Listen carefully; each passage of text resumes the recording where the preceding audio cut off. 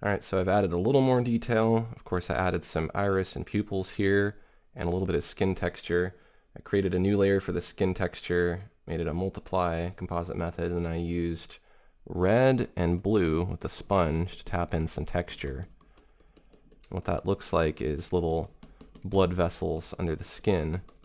You just want to tap over the whole thing with red and blue, like so.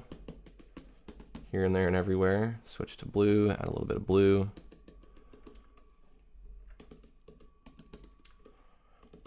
And then turn down the opacity of that layer until it's a very subtle blend.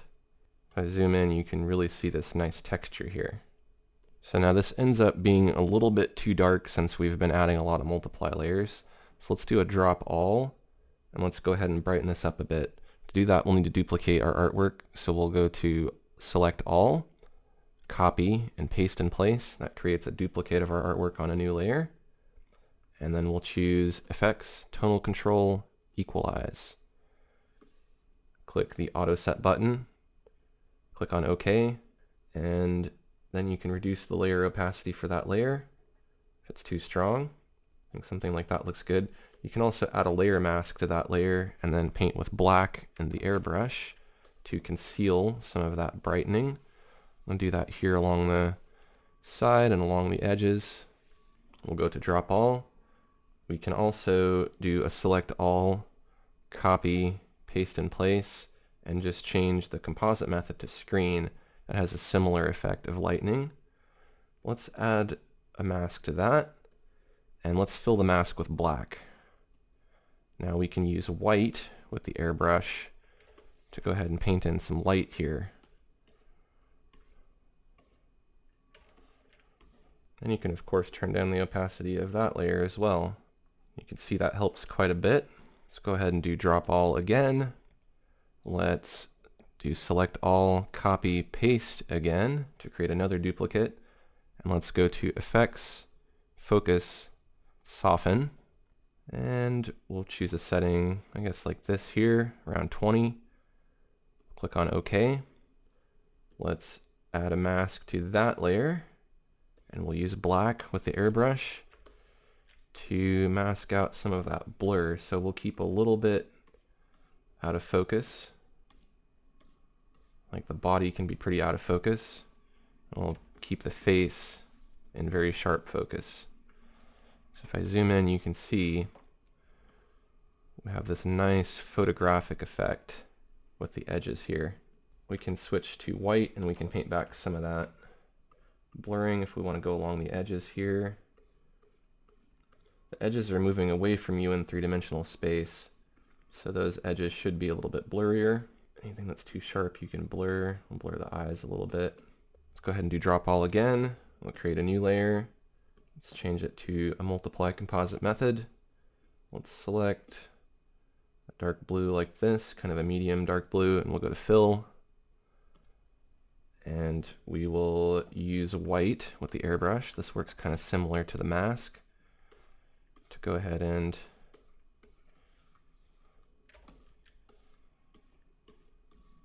airbrush out some of this.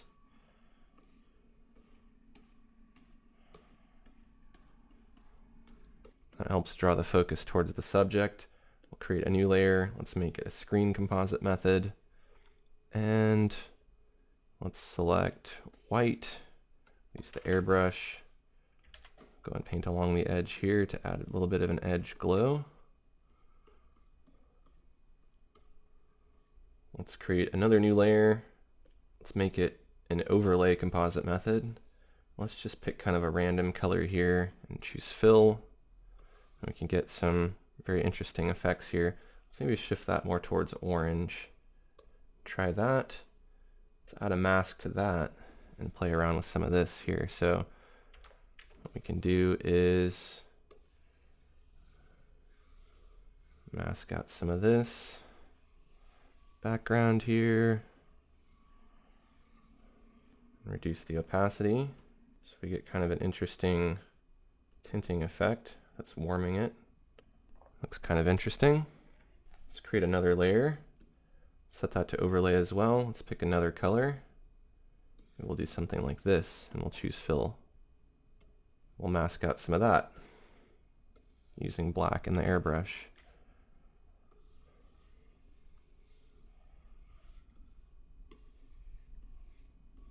And reduce the layer opacity. This just gives everything a little bit of flavor. Go ahead and drop all. Now I could probably keep working on this for a few more hours, but this isn't going to be a tutorial in like ultra realism, so I think I'm going to stop right around here.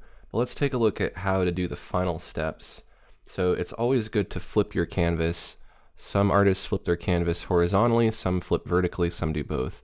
If you go to Canvas, Rotate Canvas, Flip Canvas, you can flip it. By flipping it, you get a fresh perspective, and it helps you see anything that's really off. So if you happen to notice that the eyes are really unbalanced, or one's bigger than the other, or something is really off, go ahead and fix it. Like, this breast looks a lot smaller than this one, which is fine because that's how it is for some people. But let's go ahead and try to balance that out a little better. We could use the Bulge Brush and go ahead and make that a bit broader to balance it out. Use the Bulge Brush here on the face to balance out the nose. It'll just kind of push it in a bit, like so. If we wanted to be smiling more, we can push the corner of the mouth up a little bit. So anywhere you want to make adjustments, you can do that. You can use the pinch brush if you want to make the nose thinner on the bridge there.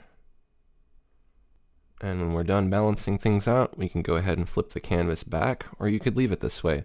Sometimes I'll wait till the very end to flip things and then just leave it flipped because I've looked at it so long one way that having it flipped the other way makes it feel like a fresh piece. But in this case, I think I like it better flipped this way. It just looks better to me. So there you go. That's how you can paint a realistic person using a poser model. If you found this information helpful, take a quick second to like this video and share it with your friends. And don't forget to click the subscribe button to get updates when I release new videos. Thanks for watching, and I'll see you next time.